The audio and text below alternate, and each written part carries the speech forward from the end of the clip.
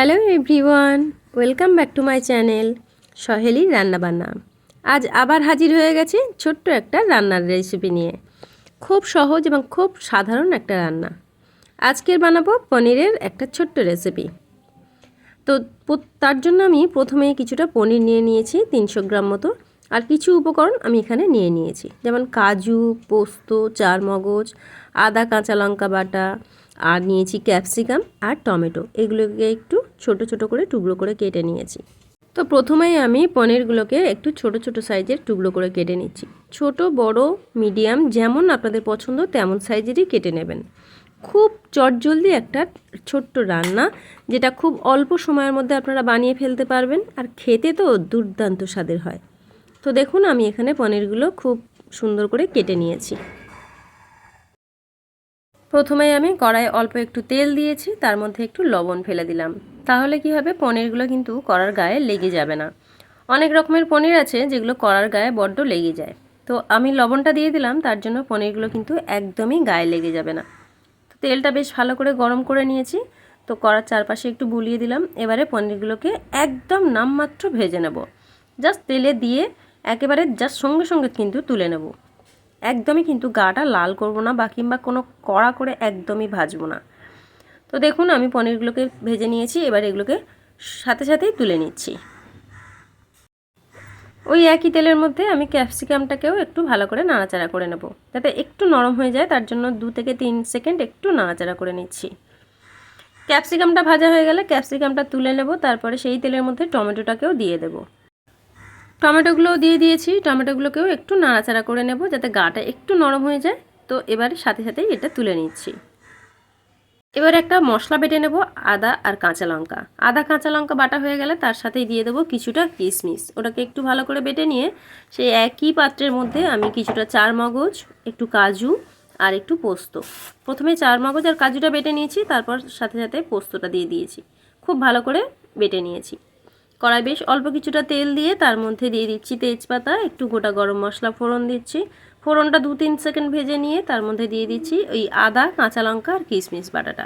এটা আমি 2 চামচ ব্যবহার করছি। যেহেতু নিরামিষ করছি, তার জন্য আদা কাঁচা লঙ্কা বাটা দিয়েই করব। চাইলে আপনারা পেঁয়াজও ওইভাবে ক্যাপসিকামের মতো ছোট ছোট টুকরো করে কেটে নিয়েও ভেজে নিতে পারেন। তো সামান্য লবণ আর হলুদ দিয়ে দিলাম, দিয়ে মশলাটাকে একটু নাড়াচাড়া করে নিচ্ছি। কালারের জন্য সামান্য একটু কাশ্মীরি লঙ্কার গুঁড়ো দিলাম, দিয়ে আবার একটু নাড়াচাড়া করে নিচ্ছি। দিয়ে দিচ্ছি 1/2 চামচ জিরে গুঁড়ো, 1/2 চামচ ধনে গুঁড়ো, 1/2 চামচ গরম মশলা গুঁড়ো। দিয়ে আবারও মশলাটাকে বেশ ভালো করে কষিয়ে নিয়ে, আর কাজু, পোস্ত, চারমগজ বাটাটা প্রায় 4 থেকে 5 চামচ আমি এখানে ব্যবহার করছি। যেহেতু আমি অনেকটা বেটেছিলাম, তো সবটা আমার লাগবে না, তো কিছুটা রেখে দিয়েছি, আর বেশিরভাগটাই দিয়ে দিয়েছি। তো দিয়ে মশলাটাকে একটু কষিয়ে নিয়েছি। তো আপনাদের যদি মনে হয় এখানে তেল একটু কম হয়েছে, তো তেল অ্যাড করতে পারেন। তো আমি তেল আর দেবো না, যেহেতু আমি ঘি ব্যবহার করব। তো দেখুন, মশলা বেশ ভালোভাবে কষিয়ে নিয়েছি। দিচ্ছি 1 চামচ পরিমাণ চিনি।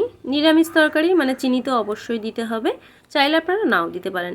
এবারে ওই মশলার মধ্যে আমি ক্যাপসিকাম, পনির আর টমেটো সবটা দিয়ে খুব ভালো করে এবার একটু কষিয়ে নেব। বেশ ভালো করে নাড়াচাড়া করে নেওয়ার পর এর মধ্যে কিন্তু অবশ্যই কিন্তু গরম জল ব্যবহার করছি। আমি এখানে গরম জল ব্যবহার করছি, আপনারা চাইলে ঠান্ডা জলও দিতে পারেন। তবে গরম জল দিলে তরকারির স্বাদটা কিন্তু একটু অন্যরকম হয়। তো দেখুন, সমস্ত মশলার সাথে আমি সব কিছু ভালো করে কষিয়ে নিয়েছি।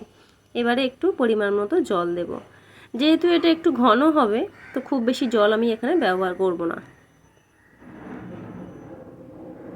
একটু ভালো করে নাড়াচাড়া করে নেব।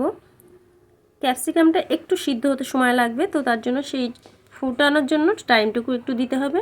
এবারে উপর থেকে আমি একটু কাসুরি মেথি হাতে একটু রগড়িয়ে নিলাম, নিয়ে ছড়িয়ে দিলাম। দেখুন, উপর থেকে 1 মুঠো মটরশুঁটি ছড়িয়ে দিচ্ছি। এটা আপনারা চাইলে দিতে পারেন, নাও দিতে পারেন, তবে খেতে দুর্দান্ত হবে এটুকু বলতে পারি। তো সব কিছু ভালো করে মিশিয়ে নেওয়ার পর আমার কিন্তু তরকারি একটু ফুটতে সময় দিতে হবে, একটু ঘন করে নেব। আর শেষ পর্যায়ে দিয়ে দিচ্ছি 1 চামচ ঘি আর গরম মশলা।